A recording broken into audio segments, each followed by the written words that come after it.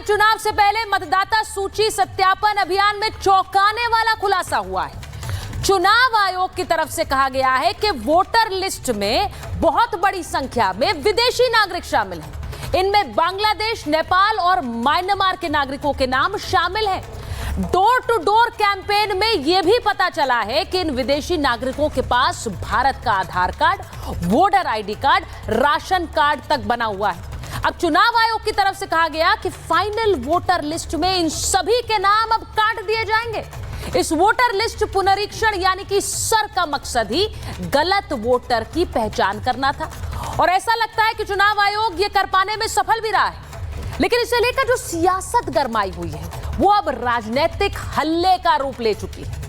राजद नेता तेजस्वी यादव से जब पूछा गया कि चुनाव आयोग के सूत्र विदेशी नागरिकों के वोटर लिस्ट में शामिल होने की बात बताते हैं तो उन्होंने जिस शब्द का इस्तेमाल किया उस पर बीजेपी हमलावर है।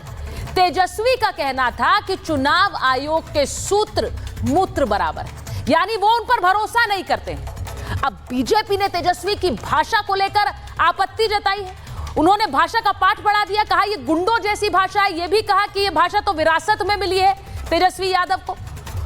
उधर सिर्फ बीजेपी हमलावर नहीं है, एआईएमआईएम के अध्यक्ष असदुद्दीन ओवैसी चुनाव आयोग के इन सूत्रों पर भड़क गए हैं। मुसलमानों को वोटर लिस्ट से बेदखल करने की तैयारी है, यह कह रहे हैं ओवैसी।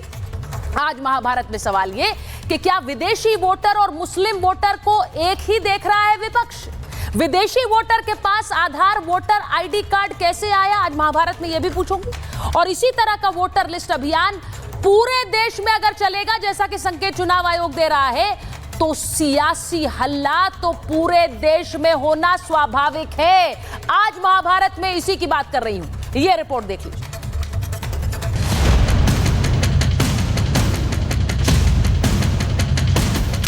विदेशी वोटर, सियासी टक्कर। ये सूत्र को हम लोग जो है मूत्र समझते हैं। सूत्र कौन है? उत्पात मचाने के लिए, नफरत के बीज बोने के लिए। पहचान का झगड़ा, विरोध तगड़ा। चुनाव आयोग इंडिपेंडेंट नहीं है इस देश में अभी। बिहार की वोटर लिस्ट रिवीजन में बड़ा खुलासा। चुनाव आयोग के सूत्रों के हवाले से जानकारी मिली है कि वोटर लिस्ट रिवीजन में नेपाल, बांग्लादेश और म्यांमार से बड़ी संख्या में लोग पाए गए हैं। इन लोगों पर कार्रवाई की जा सकती है। जांच के बाद पड़ोसी देशों से आए इन लोगों के नामों को वोटर लिस्ट से हटाया जा सकता है। यह भी बताया गया है कि 30 सितंबर 2025 को चुनाव आयोग बिहार चुनाव के लिए फाइनल वोटर लिस्ट जारी करेगा। बिहार में वोटर वेरिफिकेशन कहे या वोटर लिस्ट का रिवीजन, विपक्ष में बैठी आरजेडी को रास नहीं आ रहा। तेजस्वी यादव को डर सता रहा है कि अगर 1% वोटर भी फर्जी पाया गया तो क्लोज फाइट वाली सीटों पर क्या होगा। ऐसे में क्या आरजेडी को इस बात का खौफ सताने लगा है कि फर्जी वोटरों की गिनती बढ़ी तो उनका एमवाई फॉर्मूला धरा का धरा रह जाएगा। यही वजह है कि वोटर लिस्ट रिवीजन के दौरान जैसे ही नेपाल, बांग्लादेश और म्यांमार के लोगों के नाम मतदाता सूची में दर्ज होने की खबर सूत्रों के हवाले से मीडिया में आई, तेजस्वी यादव आग बबूला हो गए। कौन है सूत्र?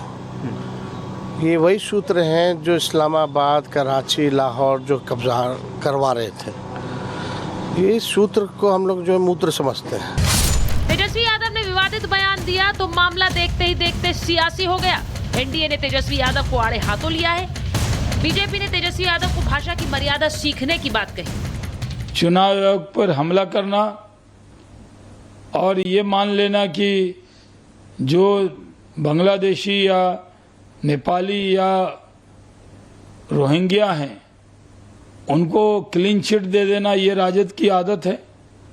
कोई भी वोटर जो भारत का नागरिक नहीं होगा उसको वोट बनवाने का अधिकार नहीं है। मतदाता सूची में वही मतदाता रहें जो वाकई बिहार के या भारत के जैसे जो जेन्युइन मतदाता हों। लेकिन यहाँ पर कुछ बाहर के लोग जो इंटरवेन कर गए हैं उसका सहारा लेकर के कुछ लोग नाजायज फायदा उठा रहे हैं। तो वैसी परिस्थिति में इलेक्शन कमीशन ने ये जो सोच करके काम किया है रिवीजन का, वो बहुत अच्छा काम किया है। सबसे ज्यादा मुसलमानों की आबादी का प्रतिशत बढ़ा तो वह मधेपुरा में और खगड़िया में। हम चुनाव आयोग से यही अनुरोध करेंगे कि ऐसा कोई भी व्यक्ति जो इस हिंदुस्तान का नागरिक है, जिसको वैध दस्तावेज जिसके पास उपलब्ध है, कोई छूटे नहीं।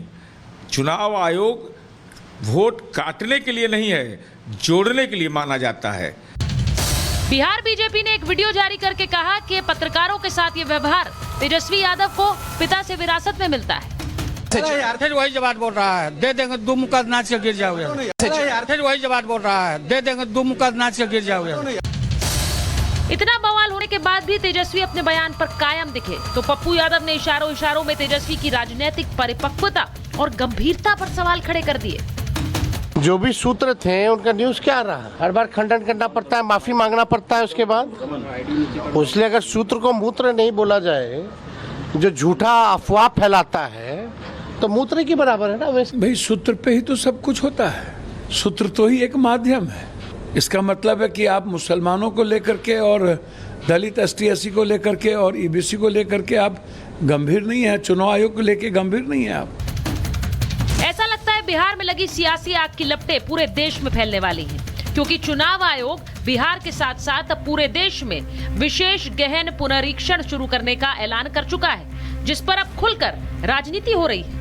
चुनाव आयोग इंडिपेंडेंट नहीं है इस देश में अभी। गृह मंत्री अमित शाह चुनाव आयोग को चलाते हैं, ये सबको मालूम है।